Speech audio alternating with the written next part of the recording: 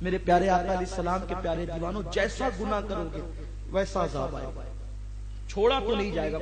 حدیث پاک ہے البر لا یبلا والذنب لا ینسا والدیان لا یموت اعمل ما شئت کما تدین تدان، کہ نیکی کبھی پرانی نہیں ہو سکتی، گناہ کبھی بھلایا نہیں جا سکتا۔ دیکھا کون کہہ رہا ہے؟ امام الانبیاء سید الانبیاء کہہ رہے ہیں گناہ کبھی بھلایا نہیں جا سکتا، گناہ کی سزا مل کر رہے گی، اور جو تم کو گناہ اور نیکی کا بدلہ دینے والا رب ہے اس کو کبھی موت نہیں آئے گی، اور جیسا کرو گے ویسا پاؤ گے۔ ایک شخص نے ایک عورت کے ساتھ زنا کیا، جب زنا کیا تو بار بار زنا کی بنیاد پر اس زنا سے ایک لڑکی پیدا ہوئی، حالانکہ وہ شخص اس عورت کا غلام تھا۔ اب اس طرح کے گناہ بہت عام ہوتے جا رہے ہیں، زنا اب کوئی معنی نہیں رکھتا ہے معاشرے کے اندر، چھوٹے چھوٹے بچے زنا کرتے ہیں، زنا کرنا اتنا آسان ہو گیا ہے، چھوٹے چھوٹے بچے، بلکہ ہمیں تو پتا چلا ہے کہ لوگ رمضان شریف میں بھی زنا کرتے ہیں۔ وہ قوم کیسے بچے گی؟ اس قوم کا حال کیا، اس قوم کا انجام کیا ہوگا؟ جس قوم کے 16-17 سال کے بچے زنا میں ڈوب جائیں، جس قوم کے 16-17 سال کے بچے بدکاری کا شکار ہو جائیں، سوچو تو صحیح۔ مسلمانوں، اگر انسان ضرورت سے زیادہ سوئے، توجہ آپ کی، انسان ضرورت سے زیادہ سوئے تو اس قوم پہ عذاب آتا ہے، سونے کی بنیاد پہ عذاب آتا ہے، تو گناہ کرنے کی بنیاد پر کیا ہوگا؟ جبکہ سونے سے نہ نیکی ملتی ہے نہ گناہ ملتا ہے، لیکن روایت ہے اگر انسان کو زیادہ سے زیادہ 7 گھنٹے سے 8 گھنٹہ سونا چاہیے صحت کے لیے، زیادہ سے زیادہ اتنا ہے، اس سے زیادہ سوئیں گے تو اللہ کے رسول فرماتے ہیں اللہ اس کو عذاب میں گرفتار کرے گا۔ سوچئے آپ، مولا کائنات شیر خدا علی مرتضیٰ کہتے ہیں کہ قریب ہوتا ہے کہ 3 بندوں پہ عذاب آ جائے، لیکن دوسروں کی نیکیاں آڑے آ جاتی ہے، وہ بچ جاتا ہے عذاب سے۔ ایک وہ جو نیند سے زیادہ سوئے، یعنی نیند ہو گئی ہے پھر بھی سوتا ہی رہے گا، پڑا رہے گا بستر میں، ایسے شخص پہ اللہ کا عذاب آتا ہے۔ کھانا اسے پیٹ بھرا ہے پھر بھی کھاتا ہی رہے گا، کچھ لوگ کی عادت یہ ہے وہ ہمیشہ کھاتی رہے، فرمایا ان پہ بھی عذاب آتا ہے، اور فرمایا گیا کہ فحش باتیں کرتے، کچھ لوگوں کی عادت ہوتی ہے فحش باتیں کرتے رہے، ان کو اسی میں اچھا لگتا ہے۔ کچھ عورتوں کی بھی عادت ہوتی ہے، کچھ مردوں کی بھی عادت ہوتی ہے، بڑی بدترین چیز ہے۔ ان 3 چیزوں پر بہت خیال کرنا چاہیے، لیکن غور کیجئے، انسان اگر ضرورت سے زیادہ سوئے تو اس پہ عذاب آ سکتا ہے، تو جو گناہ کرے اس کا حال کیا ہو؟ تو عرض یہ کرنے چلا تھا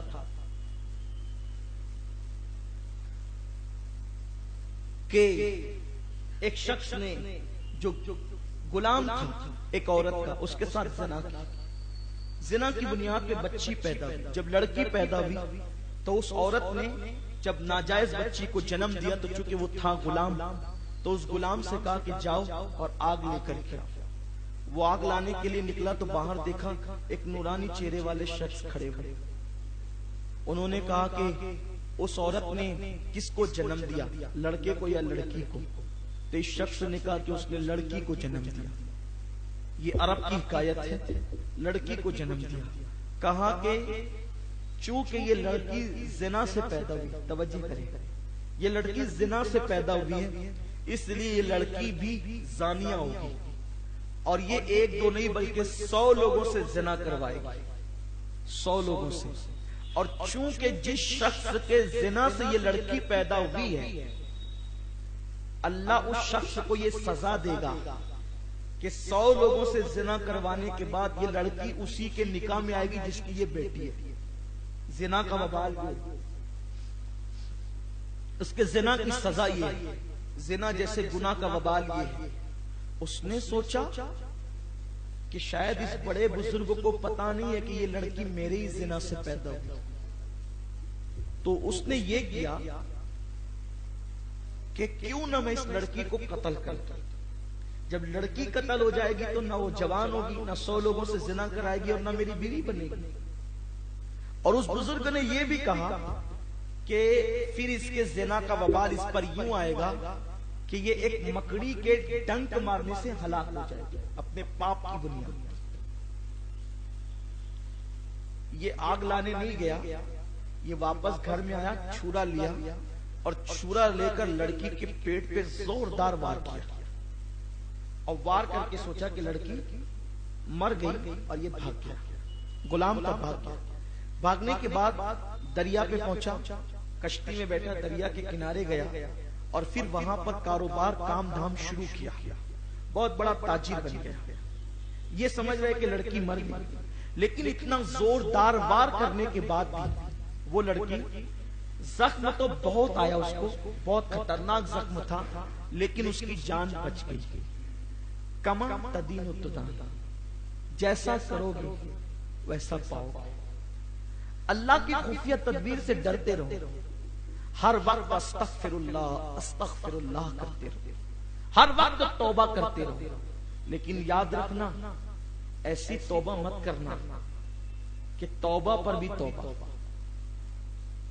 جو لوگ گناہ کر کے پھر توبہ کرتے ہیں اللہ معاف کرتا ہے، پھر توبہ کر کے گناہ کرتے ہیں، پھر توبہ کرتے ہیں اللہ معاف کرتا ہے، پھر لوگ گناہ کرتے ہیں، توبہ کرتے ہیں، اللہ کہتا ہے میرے ساتھ مذاق مت کر۔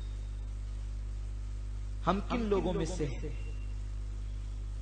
ہنسنے کی بات نہیں ہے، لیکن ایک بات میں آپ سے کہوں کہ کچھ لوگ جو ہے وہ دین سیکھنے کے لیے کچھ لوگوں کے ساتھ چلے گئے، جو لوگ دین سکھاتے ہیں اور بستر کندھے پہ لے کر 3 دن 5 دن کے لیے جاتے ہیں دین سیکھنے کے لیے۔ میں ابھی تک یہی حیران ہوں، لوگ کہتے ہیں اللہ کی راہ میں چلو اور بستر لے کر جاتے ہیں۔ ہنسنے کی بات نہیں ہے، سچی سی بات ہے، حدیث کی بات عرض کر رہا ہوں۔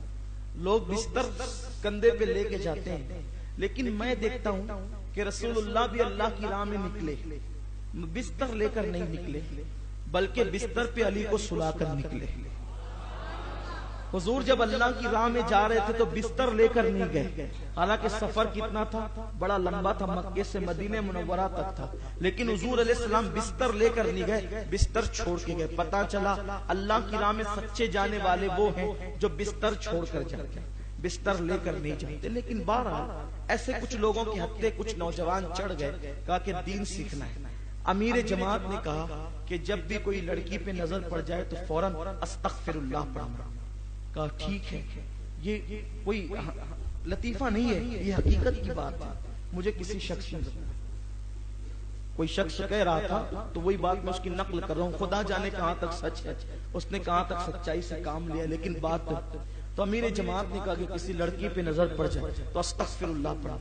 لوگ بیٹھ گئے بس میں، ساری جماعت چلی تو ایک نے کہا استغفر اللہ، تو جیسے ہی کہا تو دوسرے نے کہا کہاں، تو یہ حال ہے لوگوں کی توبہ کا، ایسی توبہ پر توبہ، العیاذ باللہ۔ یہ کوئی توبہ ہے؟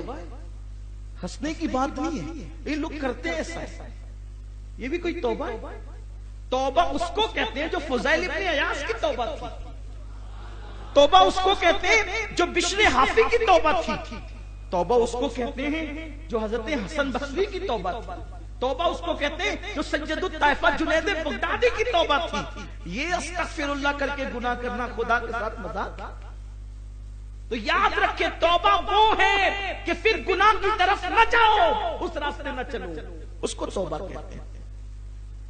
تو عرض یہ کر رہا تھا کہ وہ تو سمجھا کہ اس نے چھرے سے لڑکی کا قصہ تمام کر دیا، لیکن وہ لڑکی بچ گئی، بچنے کے بعد جوان ہوئی، جوان ہونے کے بعد وہ زانیہ بن گئی، اور جب زانیہ بنی تو زانیہ بن کر اس نے دریا کے کنارے اپنا کاروبار شروع کیا زنا کا، اور جو آتا اس کے ساتھ زنا کرتا۔ یہ تاجر بن گیا اور بہت مالدار بنا، تو یہ بھی گھومتے گھماتے دریا کے کنارے آیا، اور آنے کے بعد اس شخص نے کہا لوگوں سے کہ ان میں بہت خوبصورت جو لڑکی ہو میں اس سے نکاح کرنا چاہتا ہوں۔ تو لوگوں نے بتایا کہ سب سے خوبصورت وہ ہے جو اس یہاں کی سب کی سردار ہے، اس سے بڑی قیمت دے کر کے نکاح ہو گیا۔ نکاح ہو گیا، کچھ زندگی گزری، ایک دن دونوں میاں بیوی بیٹھے ہوئے اس نے وہی راگ چھیڑ دیا کہ مجھ سے ایسا ایسا ایسا ہوا تھا، اور ایک بیٹی پیدا ہوئی تھی، اور جب میں آگ لانے نکلا تو ایک بزرگ نے یہ بات کہی تھی، تو اس وقت اس لڑکی نے اپنے پیٹ سے کپڑا ہٹایا اور ہٹا کر کے کہا کہ یہ دیکھو کیا ہے، تو کہا کہ یہ جو چھرے کا نشان ہے نا، یہ تیرا ہی مارا ہوا ہے، اور تو میرا شوہر نہیں بلکہ تو میرا ظالم باپ ہے۔ اور اس نے جو کہا تھا وہ بزرگ نے وہ ہو کے رہا۔ اس سے کیا پتا چلا؟ عرب کی یہ حکایت بڑی مشہور ہے، یعنی اگر تم کسی کے ساتھ زنا کرو گے تو تمہاری بیٹیاں بھی زنا کی طرف جائیں۔ زانی باپ کے شکم سے زانی بیٹیاں پیدا ہوتی ہیں، زانی باپ کے شکم سے زانی بیٹے پیدا ہوتے ہیں، نسل زنا میں ڈوب جاتی ہے، بدکار باپ کے وجود سے بدکار اولاد پیدا ہوتی ہے، گنہگار باپ کے وجود سے گنہگار اولاد پیدا ہوتی ہے۔ لوگوں ہم کہاں ہیں؟ ہم تو یہ سوچتے ہیں کہ ہم اپنی طبیعت جیے جا رہے ہیں، کوئی ہمیں نہیں دیکھ رہا ہے، مگر یاد رکھو مسلمانوں کے لیے دنیا میں عذاب مسلم ہے۔ اگر اللہ اپنے کرم سے معاف کر دے تو یہ اس کا کرم ہے، لیکن اگر گناہ کرے تو عذاب میں گرفتار کیے جائیں گے۔